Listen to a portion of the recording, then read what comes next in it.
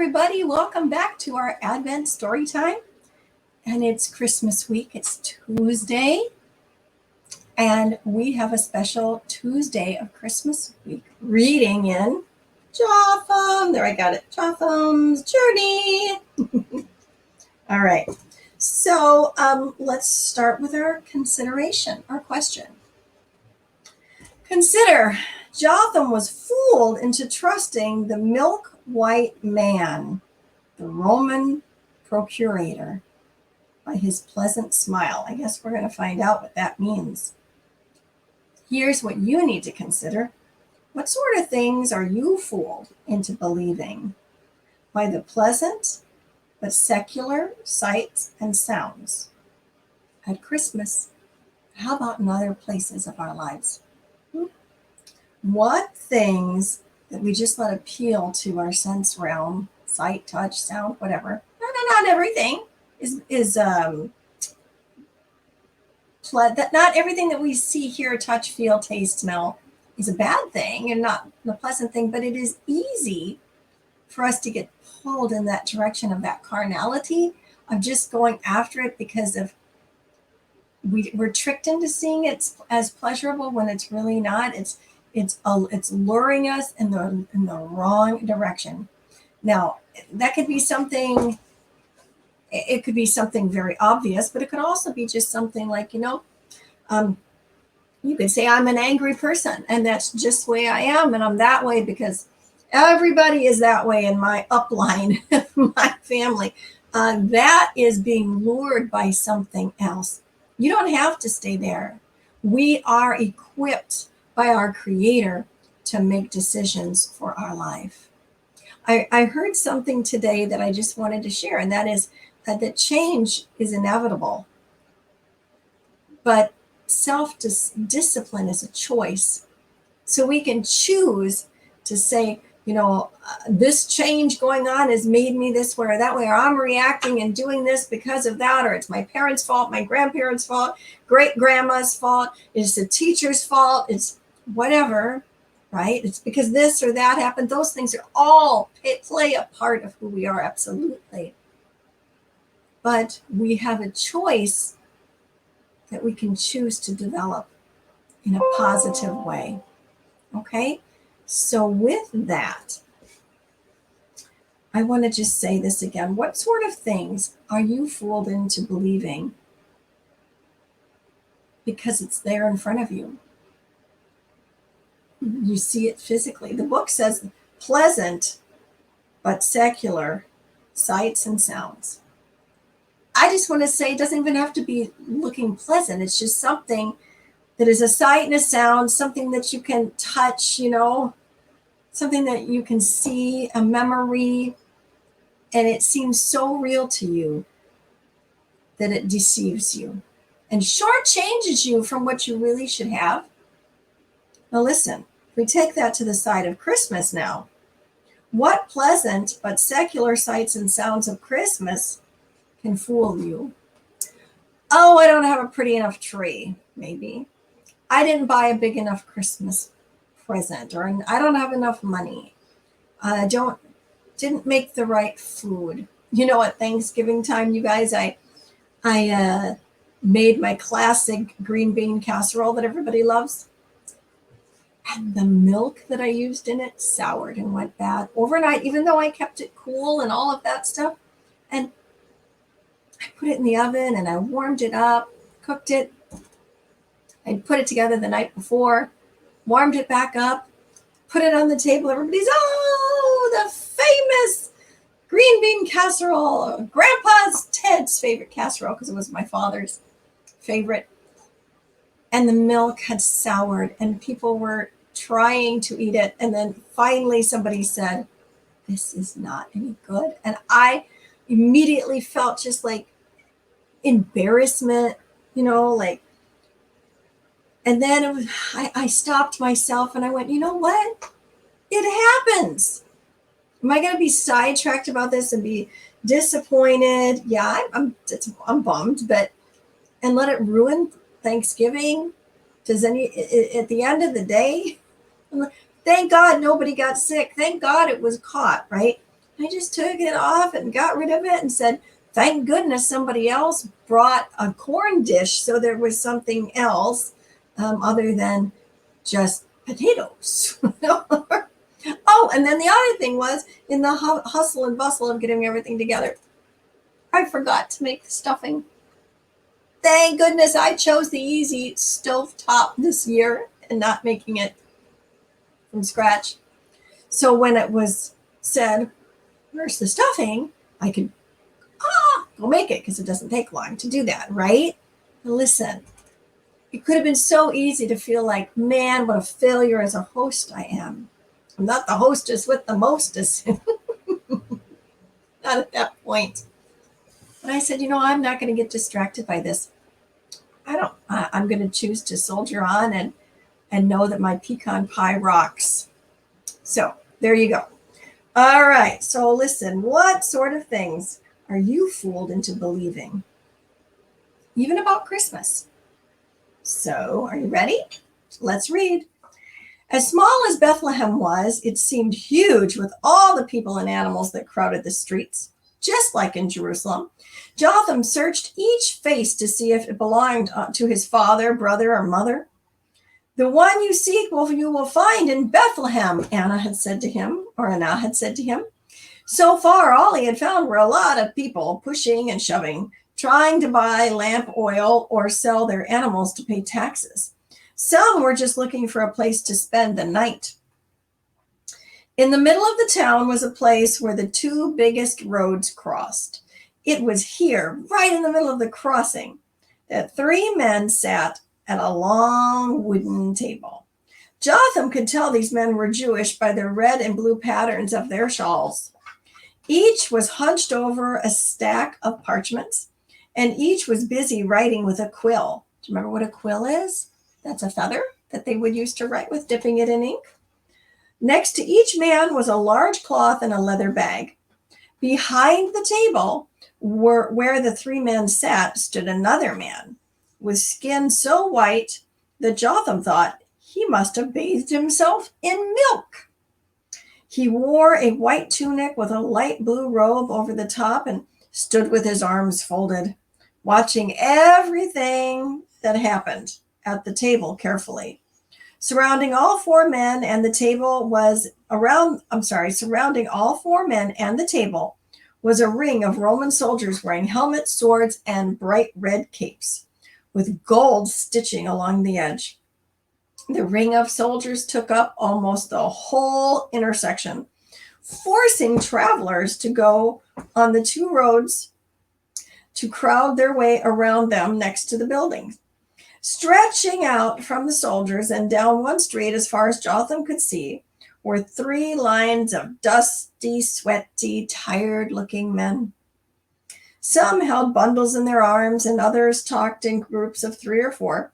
Still others clutched small leather bags so tightly to their chests that Jotham thought they must surely contain great treasure. Every few minutes, a man at the front of a line would step through the soldiers and approach the wooden table. Peeking between two soldiers whose capes were blowing in the wind, Jotham could see the men who were standing and talking with those at the table. Then each of the standing men would open a purse or a bundle and extract several coins. These they gave to the collectors. This went on and on. Occasionally, the milk-white man would point to one of the standing men and say something. A guard would then go with that man and return a few minutes later, nodding his head at the milk-white man. Then everything would proceed as normal. But once after the guard had dragged a man away in chains, he returned with him still in chains. He threw him on the ground in front of the table. Everything stopped as the authority talked to the soldier. He turned and made a loud announcement to everyone who could hear his high-pitched voice. He had a high-pitched voice, huh? That must have been funny. "This man has tried to cheat Caesar," he yelled. He thought he could deceive Rome by not declaring a newborn son. Let all men present witness the fruit of his lies. At that, the biggest, most powerful soldier, who must be the leader of the other soldiers, Jotham decided, stepped to the center of the ring and pulled a long, coiled whip from his belt. Jotham had never seen a whipping before, and his stomach felt as if it was full of snakes. Each time the whip sliced through the air on the back of the man on the ground. Finally, when it seemed as if the man would surely be dead, 2 soldiers forced him to his feet, and they dragged him away. This is a census, Jotham thought. For more than an hour, Jotham watched, fascinated by the amount of money that was handed over and deposited into the cloth and leather bags. Slowly, he began to realize that his father, too, would have had to stand in line and pay his taxes. And then, like a flash of lightning that lights up the whole world, Jotham realized that his father might have already been here.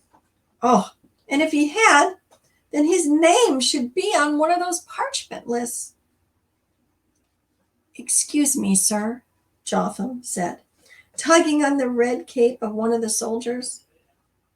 The soldier's arms were folded, and his face was outlined by his metal helmet.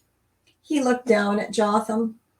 The soldier snorted a laugh through his nose. "Get away from here, Jew," he said, shoving Jotham back so hard that he fell on his bottom in the dust road. "The business of Rome is no business of yours." "But, sir," Jotham cried out, "I have lost my father. I must find out if he has been here yet. I've not seen him in many weeks, and he thinks I'm dead." I don't know if that was a good idea for Jotham to say all that. What do you think? Suddenly, the soldier became very interested in Jotham's story. "Your father pays his tax in Bethlehem?" he asked. When Jotham nodded, the soldier thought for a moment. Then he said, "Follow me." He pulled Jotham up by the hand and led him through the line of soldiers and over to the milk-white man. The 2 whispered for a moment. Then the milk-white man turned to Jotham and smiled. "I understand you're looking for your father," he said. Jotham's heart soared. Soon he would know if his father had been here. And if not, all he had to do was sit and wait for him to show up in one of these 3 lines. "That is correct, sir," Jotham answered. "If you could just look on your parchments and see if he has been here, I would know how to find him." The man smiled and reminded Jotham of his favorite uncle who always brought him honeycomb. "And is it true that your father thinks you are dead?" Jotham nodded quickly. "Yes, sir. Many weeks ago, I was separated from my family. They think I was killed by a jackal." "Then your father believes he has one less son than he really does, correct?" Jotham nodded again. "Yes, sir." This man is so nice, Jotham thought. He's really understanding, and he's understanding what I'm saying. "What is your father's name?" the milk-white man asked, smiling again. "I don't know about this guy. What do you think?" Jotham opened his mouth to answer, but suddenly something about the man's smile made him stop. Sort of a funny smile, with his lips stretched thin as if the man really wasn't used to smiling at all. It reminded Jotham of something. It reminded him of another smile he had seen somewhere. It reminded him of Dekov, my kiddo. In an instant, Jotham understood. Memories of the man who had been whipped rushed through his mind, and he saw that this would be his father's fate if Jotham gave his name. He recognized now the evil behind this man's smile and saw that he was trying to trick Jotham. Jotham wanted to turn and run, but he was now surrounded by soldiers that towered over him like the Lebanon cedars. He looked from face to face, trying to find a hint of kindness in there somewhere, but there was none. Finally, his eyes rested again on the milk-white man and his crooked little smile. "Well, boy," the man said, bending down so that his face was inches from Jotham's. "Tell me, what is your father's name?" Oh, sorry, barking dogs. Ooh, Jotham. He was tricked. And that brings us back to that consideration. What sort of things have we fallen prey to, been fooled by, tricked into believing, when deep down inside we knew better? What a great season that we're in right now, where you can take those things and lay them at the manger, lay them at the foot of the cross, whatever works for you there, and say, you know what? I'm not just gonna push this aside and cope with it. I'm gonna deal with it, press through it, and make that change. All right, happy Advent to you. I'm so glad that Jotham didn't give his father's name. I'm looking forward to what happens tomorrow night when we are together again. Bless you. Happy Advent. And Merry, Merry Christmas. See you later.